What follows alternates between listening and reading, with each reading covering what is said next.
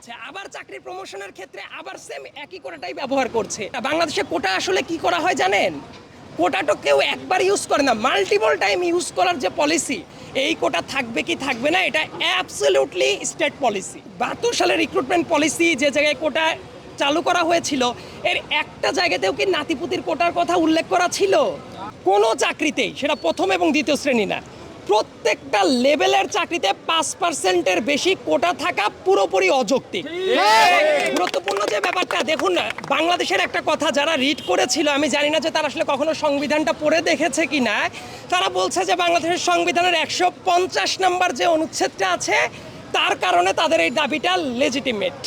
My first question is that, বাংলাদেশের সংবিধানের 150 নম্বর অনুচ্ছেদ কেউ যদি পড়ে তাহলে তারা দেখতে পারবে এটার পুরো প্যাটার্নটা হলো অস্থায়ী নোশনে আছে। আপনারা খুলে দেখতে পারেন, যে কাউকে আমি চ্যালেঞ্জ করলাম।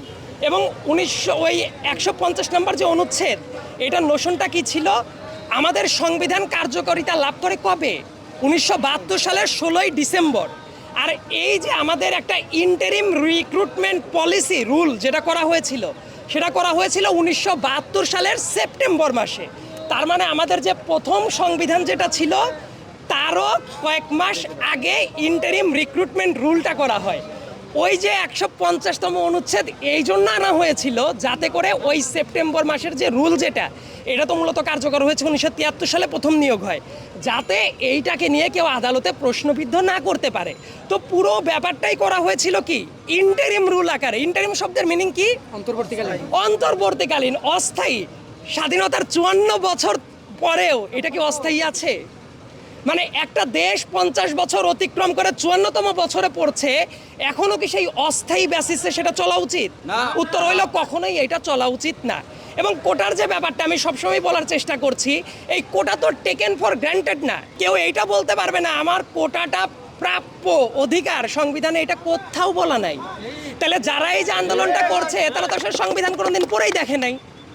আর এই যে কোটা থাকবে কি থাকবে না, সবাই বলছে এটা আদালতের সিদ্ধান্ত। মহামান্য আদালতের প্রতি আমার পূর্ণ সম্মান আছে। আদালত পরিপত্রটা বৈধ কি বৈধ না, সেটা থাকা উচিত কি উচিত না, সেটা নিয়ে কথা বলছে। বাট ইন্টারেস্টিং ফ্যাক্টটা হইল এই কোটা থাকবে কি থাকবে না এটা অ্যাবসলিউটলি স্টেট পলিসি। আর স্টেট পলিসিটা কে ফর্মুলেট করে? রাষ্ট্র, সরকার। সরকার যদি আজই বলে পার্লামেন্টে একটা আইন প্রণয়ন করে যে কোটা ঠিক আছে 5% কোটা থাকবে এবং এর বেশি কখনো কোটা থাকবে না, এটা আদালতও হস্তক্ষেপ করতে পারবে না। কারণ আপনারা যারা সাংবিধানিক আইন সম্পর্কে কারো যদি ধারণা থাকে, আপনারা দেখতেই পারবেন সংবিধানের ব্যাপারটাই হলো যেটা স্টেট পলিসির ম্যাটার, এটা সরকার নিজস্ব গতিতে ফর্মুলেট করে, এই ব্যাপারে কোর্ট হস্তক্ষেপ করে না। আর কোটার যে ব্যাপারটা, বাংলাদেশে কোটা আসলে কি করা হয় জানেন? কোটাটা কেউ একবার ইউজ করে না, মাল্টিপল টাইম ইউজ করার যে পলিসি। মানে একটা বৈষম্য কতবার ইউজ করে? একটা শিক্ষার্থী যখন বিশ্ববিদ্যালয়ে ভর্তি হয় দেখবেন একটা কোটা ইউজ করেছে, ওই একই ব্যক্তি যখন চাকরিতে ঢুকছে ওই একই কোটা ব্যবহার করছে, আবার চাকরির প্রমোশনের ক্ষেত্রে আবার সেম একই কোটাটাই ব্যবহার করছে। আমাদের সংবিধানের নোশন কি ছিল? যারা অনগ্রসর গোষ্ঠী তারা কোটা পেতে পারে। তো একজন ব্যক্তি যখন বিশ্ববিদ্যালয়ে চান্স পেয়ে গেল কোটা দিয়ে, সে কি আর অনগ্রসর আছে? তো একই ব্যক্তি বারবার করে কিভাবে সুবিধা পায়? আর আমাদের ওই 72 সালের রিক্রুটমেন্ট পলিসি যে জায়গায় কোটা চালু করা হয়েছিল, এর একটা জায়গাতেও কি নাতিপুতির কোটার কথা উল্লেখ করা ছিল?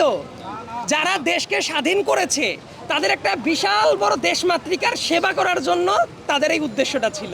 তো আমরা আসলে কি করছি?